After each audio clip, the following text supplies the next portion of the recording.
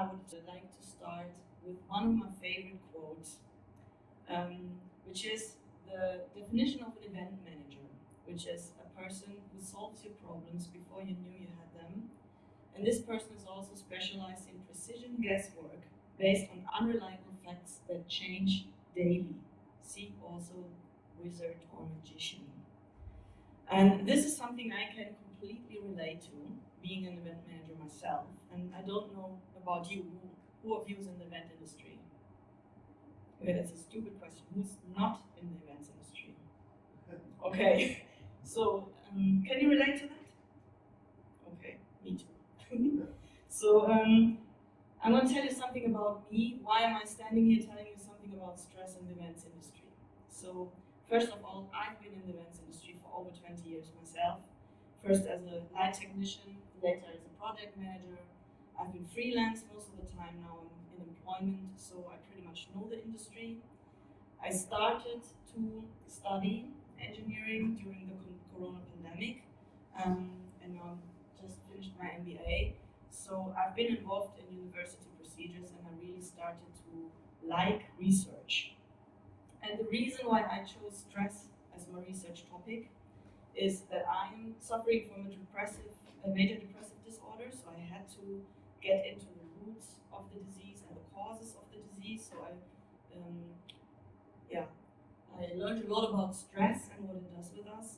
And then the second reason why I chose stress is that after the lockdowns were lifted, I don't know how it was for you, but I had such an overwhelming level of stress last summer that I really thought, okay, I have to research stress because this is really doing something with me. So what am I telling you today? So first I will talk a little bit about the study, and then we will talk about the results of the study, and then we will also talk about what we can do not to get stressed so much. We will learn a little bit about what stress actually is, and then we'll make a short detour into what I call the fear of exclusion, which is quite interesting. So we'll start with the study. I dedicated my study to 4 colleagues, 4 friends, which I lost, and I want to tell you a little bit about those people. So the first person is Ecke. Ecke was a prop designer. He liked to sing, he played the guitar, always wanted to become a rock star. And whenever he called me Mouse, I knew that he had forgotten my name. So I really liked Ecke, and in 2016 he took on a very large project. It was very stressful for him, and during that time his family found him dead in his apartment. They supposed that he died from a heart attack, and he had just turned 50 that year. So the second person is Jörg. This is actually not Jörg because unfortunately I don't have a photo. But Jörg was a sound engineer, and he loved to cook and he loved to eat, and he was really good at both. And he had a love for suits. So whenever we had a congress and it was 3 days long, he came with 3 different suits, one for each day. 3 months after Ecke died, he didn't show up for work, and we were really sensitive because of what happened to Ecke. So we called his girlfriend, and she checked on him, and she found him dead in his apartment. And he had also just turned 50, and he had also died from a heart attack. That was 2016. And then last summer, Martin died. Martin was a light engineer. I met him in Hanover during the last ever CeBIT. We worked together. He was a really nice person to work with, and he loved Depeche Mode. And he went on tour last year after the lockdowns were lifted, and one morning he was found dead in his hotel room, just turned 52. And the last person I dedicate my study to is Woody. Woody is a well-known tour manager in Germany. He toured with basically every one of the top German artists. And I know that Woody had already a very difficult time during the pandemic because he really loved to be on the road. And then when all the tours were caught up with, he was found dead. And it's not exactly clear what he died of, but a heart attack is assumed. So having known all these people and having known that they died in a period where stress was very present, I started to ask myself, what what is it a coincidence that all these people died when stress was really so present? So I put this hypothesis for me, which is we have a lot of stressors in our industry. I think our industry is very stressful and that causes stress. And this stress causes disease or even death. And I wanted to prove this because this is just a hypothesis, my subjective feeling. And for this, I created a study. I was studying at the Swiss School of Higher Education at that time, and I met three really important people. One is Dr. David McPartland, a doctor of education, and he really helped me to check what do you really need to do if you want to have a study, because I'm just a light engineer, so what do I know? He helped me a lot, and I met this woman, Agnese Mariotti. She has a PhD in biology, and she wrote 2 books about stress, one in Italian, one in French, but I put them in Google Translate, so I can really recommend them because she wrote for people like me who haven't studied biology, and to really check what is the mechanism behind stress and what does it do with our bodies and our psyche. And then Medina Kukinova, she helped me with the statistics. So if you want to do a study, you have to dig deep into statistics, which is really, really hard. So I had those 3 people helping me, and then I had lots and lots and lots of support from the VPRT, but also many other institutions and associations and companies who helped me with the distribution. And last but not least, I had 1,142 people taking the time to fill in the questionnaire. And that actually is the main thing, because this makes sure that I have reliable results. So who are those people who took part in this study? We can see here in the first graph that they are mainly working in Germany, but also Switzerland and Austria, because the study was only in the GSA region because of the similarities in culture. Then we can see that we have predominantly male people, 85% male participants, 14% female, and 1% non-binary and trans. We have all age groups between 18 and 65, pretty evenly distributed. Then we have affiliation to the industry. So we have almost 90% of the people who took part were in the industry over 6 years, and almost 50% more than 16 years, which is quite a lot of experience there. Then we have area of work, which is this pink one is the planning. Then we have the carrying out, mainly technical crew. But we also have company owners. There were distribution, merchandise, catering, marketing, all kinds of entertainers, artists. Then we have 70% in a relationship, 30% single, 60% with kids, 40% without kids. So now we will look at the results. The first thing I wanted to see is whether we have stressors. Stressors are the things that cause stress. Not every stressor necessarily causes stress, but there is no stress without stressor. So I took a list from the University of Concordia in Canada. They have a classification of stressors, and I checked what kind of stressors do we really have in the industry. And I asked my participant to say whether they are exposed to those stressors. Either never, almost never, sometimes, regularly, or almost always. And what you see here are only those participants who say they are exposed to those stressors either regularly or almost always. So these are the top 7, there were more of them. But you can see here that 80% are at least regularly exposed to time pressure. 70% have at least regularly not enough time for their hobby. And almost 70% have an unreasonable amount of overtime. And what strikes me most about those stressors is that the top 4 stressors are all time related. They are all related to inefficient time management. So the next thing is, I wanted to know, do we have stress? Because a stressor does not necessarily cause stress. So I need to know, do these stressors stress us? I used the perceived stress scale by Cohen, which is a validated tool. Because what you want to do if you measure stress, you want to know if I have a survey group, is the survey group really more stressed or less stressed than the average? So you need an average. So I used the perceived stress scale and I had an average, and the average of the German population stress level is 12.57. Now that doesn't say anything, right? So we want to know where we are, and I want to let you guess. But before I let you guess, I want to tell you and give you a hint. I digged up a study for people that I personally think must be really, really stressed. So I thought, okay, it must be medical crew in some kind of crisis. So I digged up a study about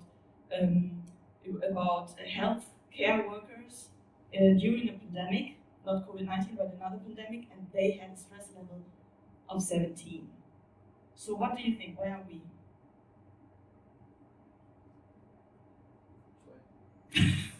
Okay, it's not 20. Any ideas? Yeah, a bit more actually. We are at 16.96. So we are just as stressed as high-risk healthcare workers during a pandemic. And this graph shows how the stress levels are distributed among the people. So we have the stress levels here, and we have the percentage of the people who have this stress level. So you can see that almost 10% have a stress level of 16, but also 5.5% have a stress level of 22. So that's really a lot of stress. And I checked that against the stress levels during the pandemic. So the participants had to fill in the questionnaire 3 times, pre-pandemic, pandemic, post-pandemic. And we can see that the stress levels changed.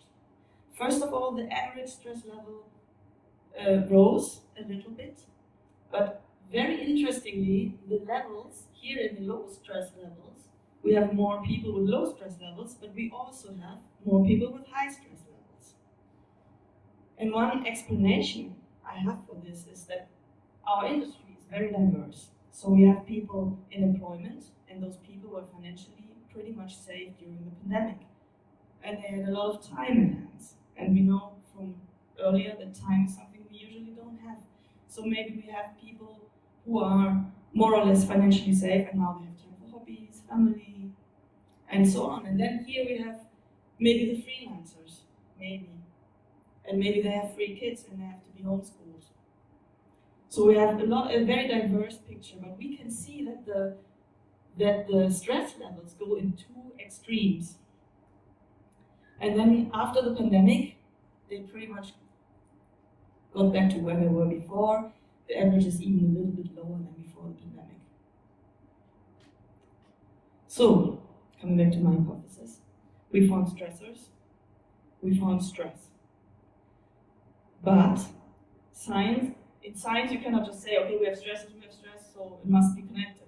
That's not how science works. So I was looking for the connection. Because maybe, people have stress because, I don't know, they have difficult family situations or they have illness.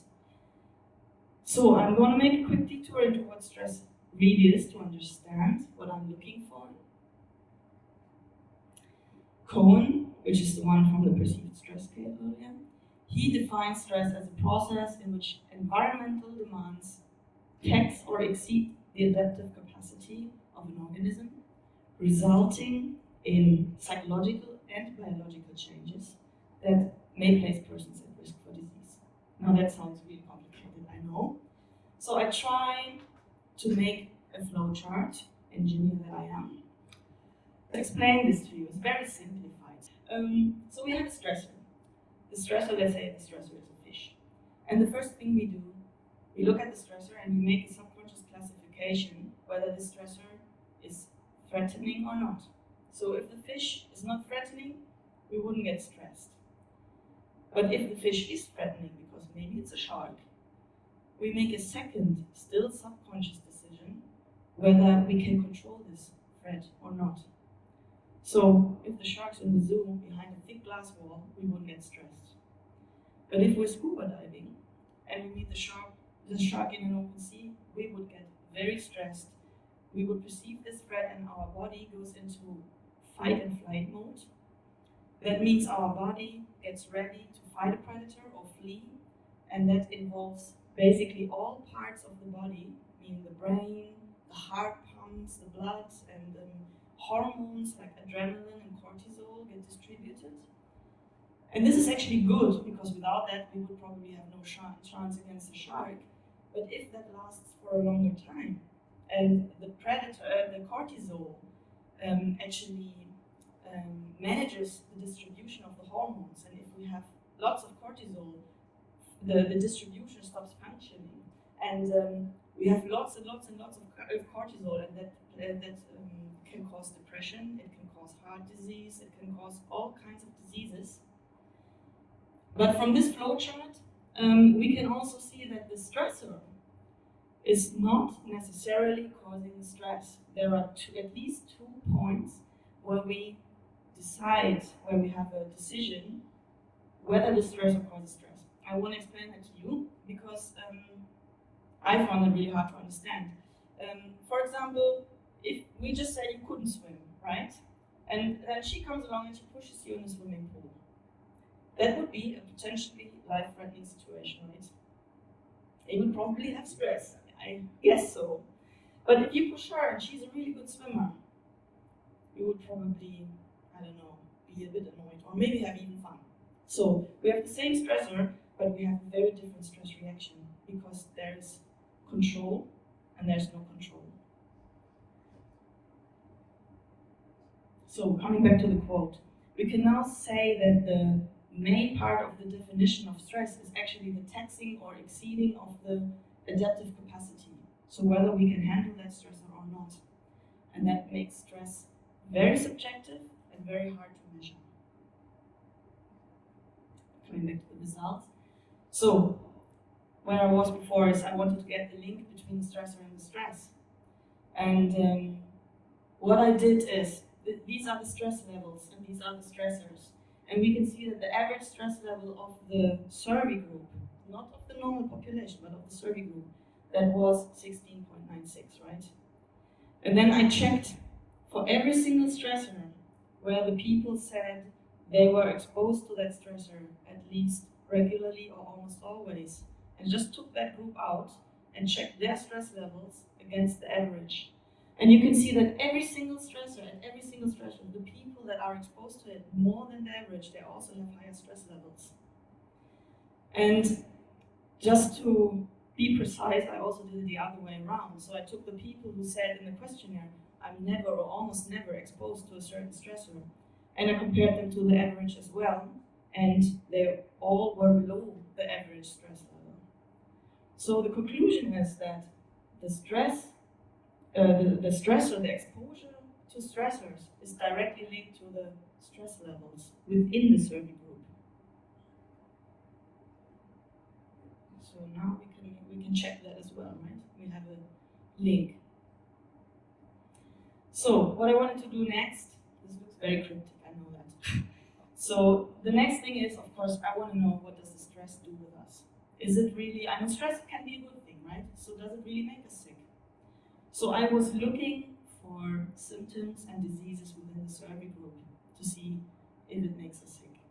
So here we have the symptoms first, because not everyone has a diagnosis. So it could be that the person has symptoms of stress, but it's not going to the doctor or whatever. So I was checking symptoms, and we can see here, for example, that we are really, really good worriers. We worry a lot, and the green crosses are the general situation, and the red crosses are the pandemic. So we can see that the worrying really went up during the pandemic. While on the other hand, we can see that, for example, muscle pain, which is also something we suffer from a lot, that went down during the pandemic, which is not really surprising, right? Another thing which I found interesting is that we are disturbed by crowds. But during the pandemic, we were more disturbed by crowds. And after the pandemic, this didn't go back to the level where it was before. And one explanation for that could be that since the pandemic, we associate crowds with contamination. So we feel more uncomfortable in crowds than we did before. Could be one explanation. So now we're coming to the diseases. And we can see high blood pressure is the one disease that is diagnosed most among our survey group. It didn't really change much during the pandemic or after the pandemic, but one thing is really shocking for me is the depression. So we have many people with a diagnosed depression, and during the pandemic we had much more people with depression. And the same thing happened with anxiety disorder. So also anxiety got worse during the pandemic, and also not surprisingly, the burnout syndrome improved. And now, because we can't really see, what does it say us? Where is the average population compared to these numbers? Is that high or not? So I checked the statistics of Germany, Switzerland, and Austria, and compared the disease by disease to my survey results. And we can see here, this is the high blood pressure, that we are the yellow ones, and the average is the pink. So we can see that we are below average. And now we could say, well, that's great, we're really good, but we're not. Because it is hard to compare a survey group to a general population. Because, for example, the general population of Germany, Switzerland, and Austria has a median age of around 43 to 46, whereas my survey group had a median age of 39. And we know high blood pressure is something that maybe starts around 40, 45, and then it becomes worse with age. So comparing an older group with a younger group doesn't really say anything. So it could be that we're better, but we're probably not. And now, again, the really shocking thing is the depression. So the GSA population has a depression rate of 8 to 9%. And our survey group has 23% of diagnosed depressions. That means every fourth person in the industry has a diagnosis for depression. I mean, depression is something we don't talk about, so we don't really know that, but this really shocked me. And also this number is not really comparable, because depression is an illness that is more commonly diagnosed in women. So the rate for the male population would be lower than 8 or 9%, but our survey group is 85% male. So that would make this gap even wider. And then all the other diseases we can see here, this is post-traumatic stress syndrome, anxiety disorder, burnout, ulcers, stroke, coronary heart disease, that's the heart attack. And also this does, of course, not include people like Ecke, Jörg, Martin, and Udi, because they couldn't finish the questionnaire. So, yes, we have diseases. So, coming back to my hypothesis, we have diseases. I found lots of diseases, and they are much more common in our survey group than in the general population. But still, these things must not necessarily be linked. So it could be that people, for example, the industry attracts more sick people. I mean, this is bullshit, but it could be. So you have to prove the connection between the stress and the disease. And even though there is a large body of research that confirms that there is this link, this does not necessarily mean that it's true for my survey group. So what I did next is I looked at the people with very high stress levels. And you can see that the average survey group participant had 1.8 diagnosed diseases. I mean, this is just the average, so almost 2 diseases. And the people within the survey group that have very much stress, they have 4.8 diagnosed diseases. So people with higher stress within the survey group have more diseases. And the same happens the other way around. So people, the average stress level of the people in the survey group was 16.96, but people with many diseases, they have a stress level of 24. So there is a connection between the stress and the disease. So that was a very long way to explain to you that our jobs are actually making us sick. Yeah. But now I want to talk about how we can reduce stress, right? So you remember my stress flow chart. Normally when we are stressed, we are already in the fight and flight up there. So we can do something to reduce the symptoms. And probably you all know one or two of these things like meditation, yoga, breathing, exercise. This helps to reduce the symptoms. But in my personal opinion, it would be really great if we wouldn't even get to that point where we are in fight and flight mode, right? And we know now that we have two places where we can interrupt the flow of the stress because we are making a decision, even if it's unconscious. And one point would be to get control of the stressor. So coming back to the swimming pool, like if you get pushed in the swimming pool every single day and you're having this constant stress, what could you do to get control of the situation? Learn to swim, for example. So it's just an example. I mean, I've been thinking about how you could translate the concept of controlling a stressor into our industry. But because I am so close to my object of study, and of course I myself perceive these things as uncontrollable, I can't really think about anything. So if you have an idea, I'm really open to that. And then we have a second point where we can interrupt the flow, and that would be this one. And this is something that helped me a lot, that is changing the perception of the threat. And I want to make a quick detour again into the fear of exclusion to explain what I mean by that. The stressors we have today, most of them are not really life-threatening.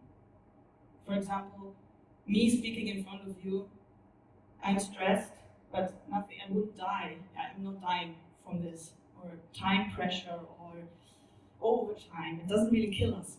But back in the days when we were hunters and collectors, we had to stick to rules because we were very much dependent on our tribe. No one was really able to survive alone. So we had a set of rules, and we had a chief who was in charge of the rules. So if one was a troublemaker and the chief sends him out of the tribe, that would mean that's like a certain death sentence for that person.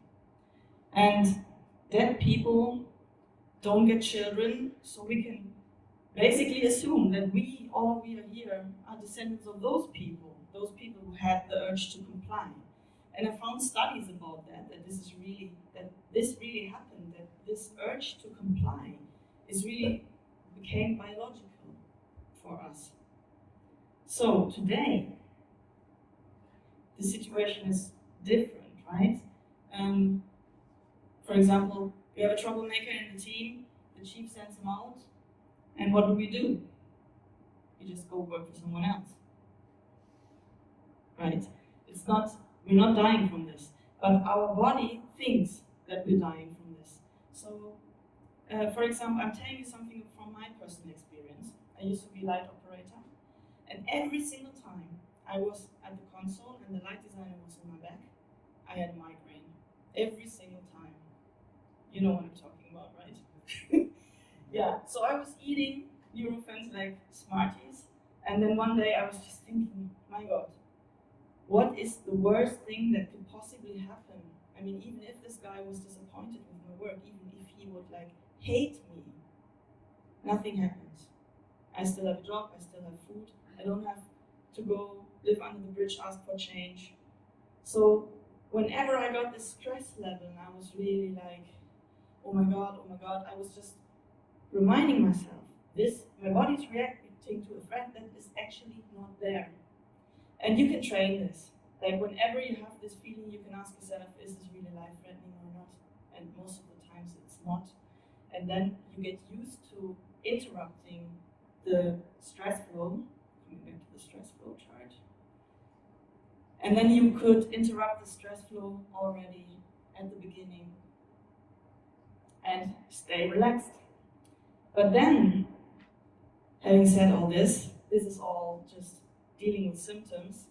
The main thing, what we must aim for in our industry, is actually getting rid of the stressors. And as we saw before, that many of them are time-related, and we can change them. I remember when I started working, a normal working day was 12 hours, and nowadays the normal working day is 10 hours. So somehow we changed that. And we can change that to 8 hours. We just have to do it. And I think one of the most important things is that we are aware of the situation, that we know that this stress is making us sick, and we talk about it with people and we raise awareness. For example, me being a depressive person, I'm wearing this today. This is the Mentality Black Dog wristband, and this is, for example, a sign that you can always approach me and talk about depression if you feel like it, because it's a topic we normally don't talk about. This is my personal thing, but it doesn't have to be depression. If you want the wristband, you can scan it and they send it to you for free. It's a really good thing. But it doesn't have to be depression. It can be other things. If you have high blood pressure, or you suffer from the overtime, you can't sleep because you work 14 hours. Tell your client after a long day when he wants to take you out for drinks, just tell him, you know what, don't take it personally. I just need to recharge my batteries. And 9 times out of 10, the client will say, yeah, I completely understand that, I have that as well. And everything will be fine. And I think that this is actually the way that we can change the industry to a healthier industry.